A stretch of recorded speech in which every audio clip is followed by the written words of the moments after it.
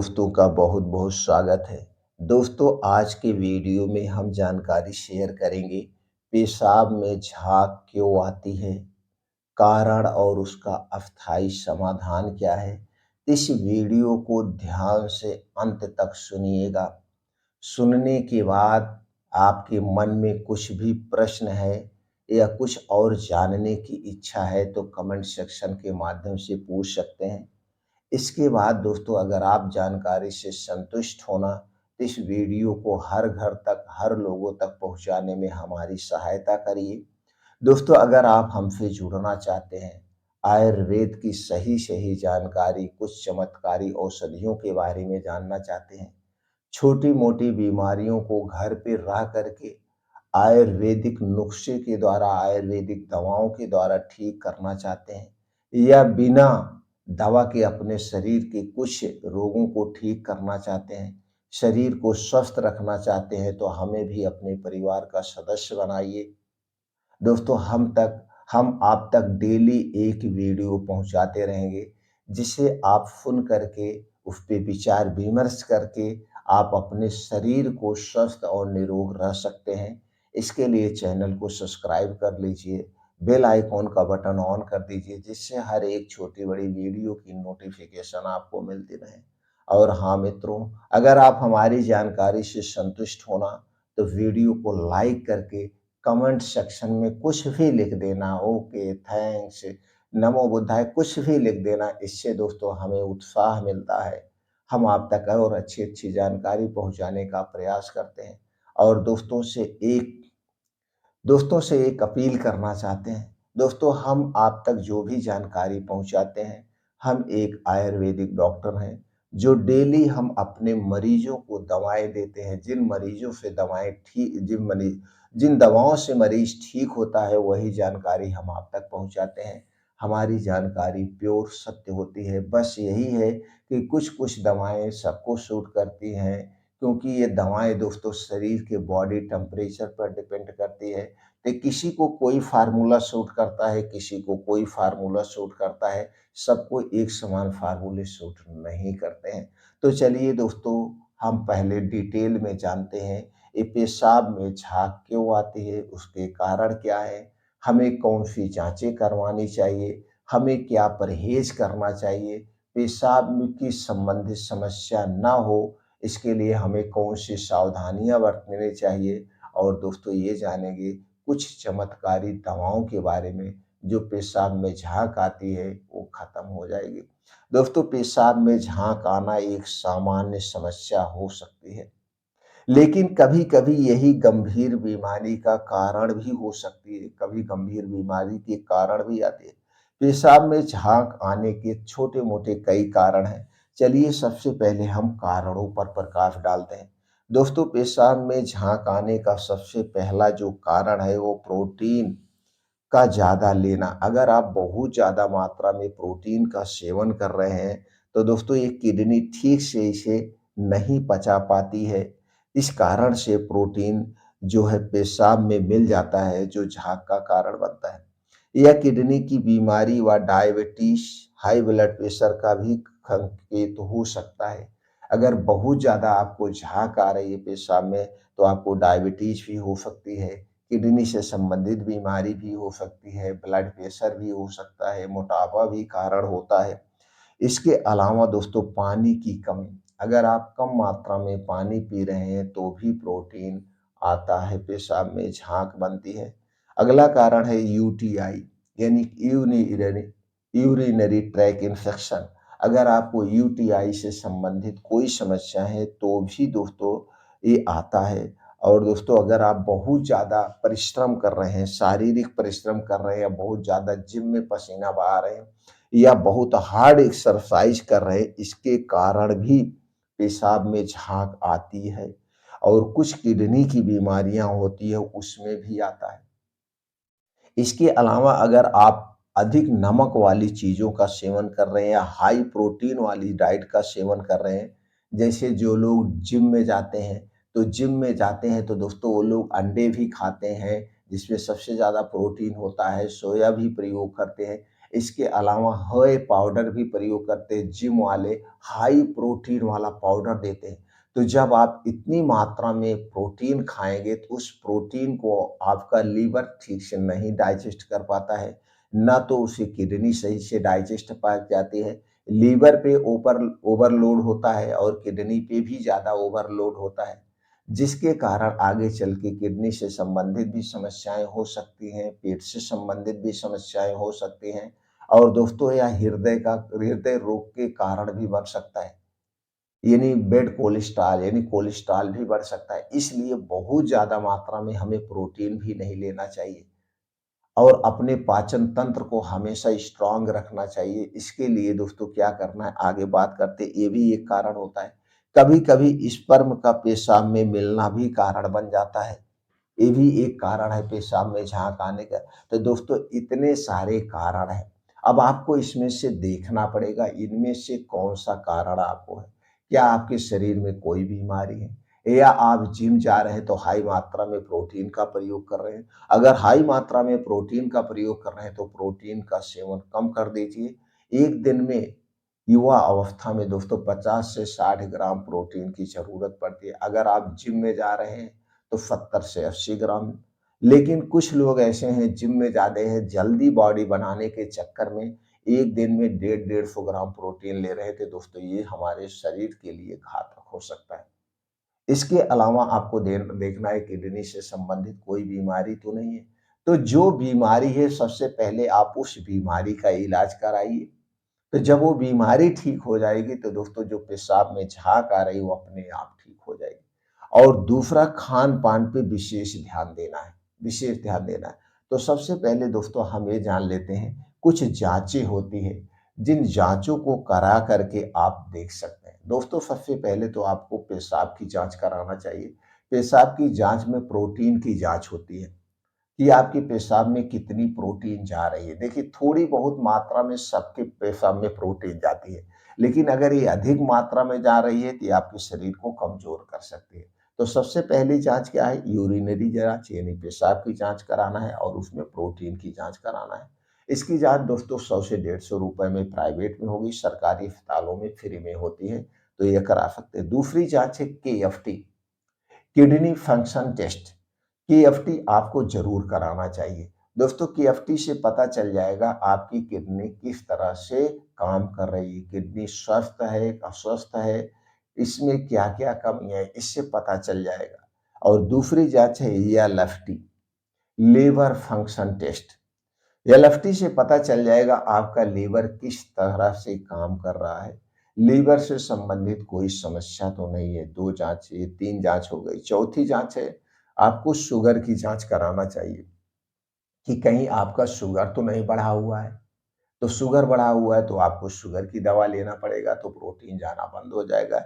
इसके अलावा blood pressure भी आप चेक करा सकते हैं। तो इस दोस्तों सारी जाँचें करा के आप अपने शरीर के मतलब फंक्शन को देख सकते हैं। तो उससे संबंधित जो भी समस्याएँ आपको आए तो तुरंत उसके लिए डॉक्टर से संपर्क करिए। सबसे पहले आयुर्वेदिक डॉक्टर से संपर्क करना चाहिए। अब दोस्तों कुछ सावधानियाँ हैं, चलिए पहले वो सावधानियाँ जानते हैं। अगर आप ये सावधानी बरतेंगे तो दोस्तों पेशाब में जो झाग आ रही है वो धीरे-धीरे कंट्रोल हो जाएगी। अगर झाग नहीं आ रही तो पेशाब से संबंधित समस्याएँ नहीं होगी। सबसे पहली बात, आप अपने पाचन तंत्र को स्ट्रॉन्ग रखिए। दोस्तों ये हमारा जो पाचन तंत्र है जब ये सही से वर्क करेगा तब हमें कोई बीमारी नहीं होगी और ये पेशाब में जो झाग जाती है पाचन तंत्र से संबंधित बीमारी है। इसके लिए आपको क्या करना है, बाहर की कोई भी तली भुनी चीज़ नहीं लेना है। ख़ास करके चीनी से बनी हुई कोई भी चीज़ नहीं लेना है। चीनी सबसे ज़्यादा नुकसानदेह है। दूसरी चीज़ है मैदा से बनी हुई कोई चीज़ नहीं लेना है। कोल्ड ड्रिंक्स, ठंडा पानी हमें नहीं लेना है। हमें रूम टेम्परेचर का पानी लेना है। रूम टेम्परेचर की क्यों लेना है? क्योंकि दोस्तों हमारे शरीर का जो तापमान होता है 36 से 37 डिग्री सेल्सियस होता है। तो शरीर के तापमान के अनुसार नॉर्मल पानी का प्रयोग करना चाहिए। दूसरी चीज़ है दोस्तों जब तक आपको अच्छी-सी भूख ना लगे तब तक कुछ नहीं खाना-पीना चाहिए। कुछ लोग हैं दोस्तों समय-समय पर कुछ ना कुछ खाते-पीते रहते हैं। इससे अंदर के जो ऑर्गन हैं उन्हें रेस्ट नहीं मिल पाता है और रात का खाना आपको जल्दी खाना है। देर में नहीं खाना है, हो सके तो सूर्य डूबने के पहले खाइए। सूर्य डूबने के बाद अगर आप खा रहे हैं तो 8 बजे के पहले खाने को निपटा दीजिए और दोस्तों नाम मात्र खाना खाइए। रात में तली भुनी चीज़ें मत लीजिए, कोई भी गरिष्ठ भोजन मत लीजिए, एकदम हल्का सुपाच्य लेना है।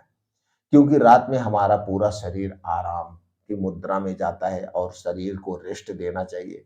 जब शरीर को रेस्ट देंगे तो दोस्तों शरीर के सारे पार्ट अपने आप को रिपेयर कर लेते हैं। ये काम आपको करना है।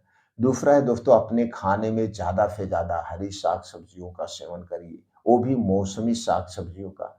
हरी साग-सब्जियों में सभी तरह के पोषक तत्व पाए जाते हैं। कुछ ऐसे तत्व पाए जाते हैं जो हमारे अंदर के ऑर्गन है, जैसे आपका लीवर है, छोटी आंत है, बड़ी आंत है, किडनी, इन्हें डिटॉक्सिफाई करने का काम करेगा। और हमें ज़्यादा से ज़्यादा खट्टे फलों का सेवन करना चाहिए। अगर आपको गैस, कब्ज, एसिडिटी नहीं है, पित्त नहीं बढ़ा हुआ है, तो ज़्यादा खट्टे फल का मतलब हो गया जैसे आपका संतरा हो गया, मौसम्मी हो गया, अमरूद हो गया, सेब हो गया, ये सब फलों का सेवन करना चाहिए। तो ये मौसमी फल हमें 1 से 2 फल खाने चाहिए डेली दोस्तों। इसके अलावा कुछ बीन्स है, इन्हें आप रात में भिगो के सुबह आप ले सकते हैं। भिगो के आप सुबह ले सकते हैं। उसके बाद ड्राई फ्रूट भी रात में भिगो के सुबह ले सकते हैं। डेयरी प्रोडक्ट आप खा सकते हैं, लेकिन दोस्तों ये डेयरी प्रोडक्ट दूध, दही, मट्ठा, पनीर ये आपके घर का होना चाहिए। क्योंकि बाज़ार का आज के समय में कोई भी प्रोडक्ट हमारे लिए सेफ नहीं है, अनसेफ है। पहली बात ये सारे दूध, दही, मट्ठे प्लास्टिक में मिलते हैं। प्लास्टिक एक कैंसर का कारण है, जो दोस्तों आज हमारे लिए घातक साबित हो सकता है, आज नहीं तो कल होगा ही होगा। इसलिए प्लास्टिक में रखी हुई कोई भी चीज़ मत खाइए, प्लास्टिक को अपने ज़िंदगी से हटा दीजिए।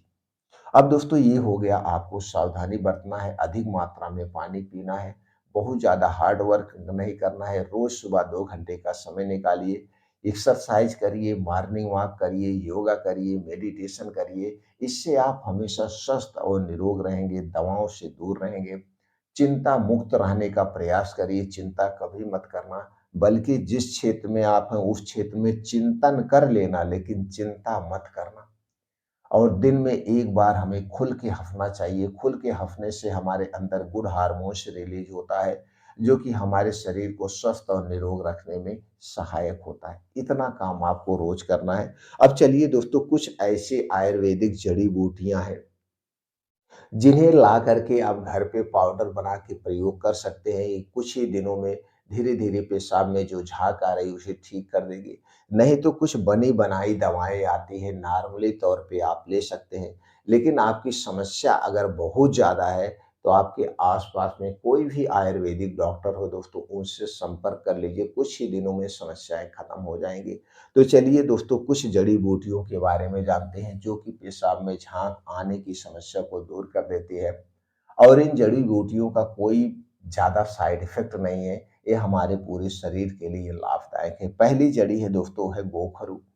गोखरू किडनी से संबंधित, प्रोस्टेट से संबंधित या पेट से संबंधित जो भी समस्या है उसके लिए बहुत ही फ़ायदेमंद है। गोखरू में कई तरह के प्रोटीन्स, विटामिन्स भी पाए जाते हैं, एंटीऑक्सीडेंट भी पाए जाते हैं। इसकी जड़ी आपको पंसारी की दुकान पे, जड़ी-बूटी की दुकान पे मिल जाएगी। अगर आप इसका पाउडर लेना चाहते हैं तो दोस्तों सारी कंपनियाँ इसका पाउडर बनाती है, आप पाउडर खरीद सकते हैं। दोस्तों अगर आप साबुत जड़ी लेते हैं वो सस्ती पड़ती है, अगर आप इसका पाउडर लेते हैं तो जड़ी के से 2-3 गुना महँगा पड़ती है। तो जैसा भी आपको सूटेबल लगे वैसा कर सकते हैं। दूसरा है पुनर्वा। दोस्तों पुनर्वा नाम से ही जान लीजिए हमारे पूरे शरीर का पुनर्निर्माण करने वाला है। यानी कि हमारे लीवर, किडनी, आंतें सबको सेफ रखता है पुनर्वा। दोस्तों बहुत ही फ़ायदेमंद है। तीसरा है अश्वगंधा। दोस्तों अश्वगंधा आयुर्वेद की सबसे शक्तिशाली औषधियाँ हैं। ये हमारे स्ट्रेस को कम करती है, लीवर के लिए फ़ायदेमंद है। शरीर की नसों को जो कमज़ोरी होती है उसे दूर करते हैं, हड्डियाँ, मांसपेशियाँ को मजबूत बनाता है, स्ट्रेस को कम करता है। दोस्तों बहुत सारे इसके फ़ायदे हैं। इसके अलावा आपके शरीर में कहीं सूजन है उस सूजन को भी कम करने में मदद करता है क्योंकि इसमें एंटी इन्फ्लेमेटरी गुण पाया जाता है। अगला पाउडर है दोस्तों है त्रिफला चूर्ण। त्रिफला चूर्ण 3 फलों से बनाया जाता है, हरड़, बहेड़ा और आंवला। और ये सबसे सस्ता आता है दोस्तों, ₹30 में 100 ग्राम किसी कंपनी का। किसी कंपनी का 40 रुपए में 100 ग्राम आपको मार्केट में मिल जाएगा। तो ये 4 चीज़ें आपको लेना है। कितनी-कितनी मात्रा में लेना है, चलिए ये जानते हैं।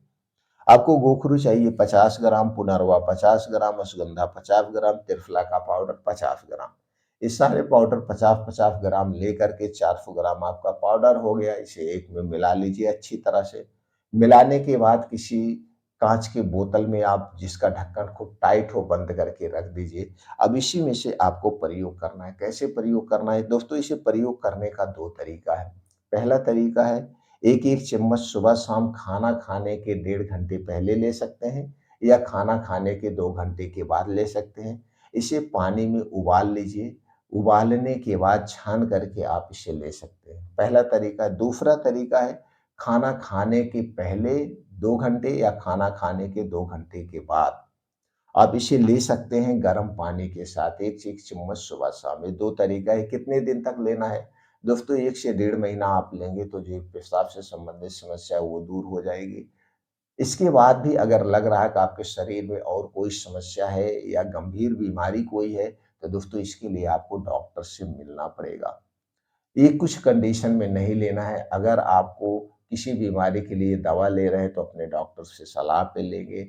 अगर आपको कोई और बीमारी है तो भी नहीं लेना है। आपको नॉर्मली यही बीमारी है तभी आपको लेना है, बाकी आपको इसे अपने इच्छा अनुसार नहीं लेना है। इस बात का विशेष ध्यान देंगे। और दोस्तों इसी तरह से कुछ बनी-बनाई दवाएँ आती हैं, जैसे चंद्र प्रभावती। चंद प्रभावती दोस्तों ये टैबलेट आपको कई कंपनियां बनाती हैं, तो जो सबसे अच्छी कंपनी आपकी निगाह में हो उस कंपनी का चंद प्रभावती टैबलेट ले लेना। 2-2 टैबलेट सुबह शाम गुनगुने पानी के साथ खाने के बाद खाने से दोस्तों कुछ ही दिनों में वो समस्या ठीक हो जाएगी। इसके अलावा चंद्र प्रभावती सुबह शाम लेना है 2-2 गोली। इसके बाद रात के समय में त्रिफला पाउडर 1 चम्मच लेना है गर्म पानी के साथ। इससे क्या होगा, त्रिफला पाउडर दोस्तों आपके पाचन तंत्र को ठीक करेगा, गैस कब्ज एसिडिटी को दूर कर देगा।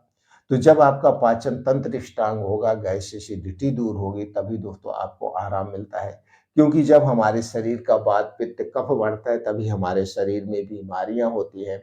और त्रिफला चूर्ण एक ऐसा चूर्ण है जो हमारे शरीर के वात पित्त कफ तीनों को बैलेंस करता है। तो रात में 1 चम्मच त्रिफला चूर्ण गर्म पानी या गर्म दूध के साथ लेना है। लेकिन दूध आपके घर का होना चाहिए, पैकेट का दूध बिल्कुल नहीं चाहिए। और इसी के साथ दोस्तों आपको चंद्र प्रभावती 2-2 टैबलेट सुबह-शाम। ये 2 दवाएँ लेने से नॉर्मली तौर पे जो आपके पेशाब में झाग जा रही है या प्रोटीन जा रहा है, वो आराम मिल जाएगा। अगर ये नहीं ठीक हो रहा तो जान लीजिए कोई और कारण है, तो इसके लिए आपको डॉक्टर से मिलना पड़ेगा, कुछ जाँचें करवाना पड़ेगा, अल्ट्रासाउंड करवाना पड़ेगा, जैसे हमने खून की जाँच बताया, खून की जाँच करवाना पड़ेगा। ये नहीं कि आप अपने शरीर के प्रॉपर एक बार जाँच करवा लीजिए। इसके बाद भी अगर आपके मन में कुछ और प्रश्न है, जानने की इच्छा है, तो आप कमेंट सेक्शन के माध्यम से पूछ सकते हैं दोस्तों। हम अगले वीडियो में उसकी जानकारी आपको ज़रूर दे देंगे।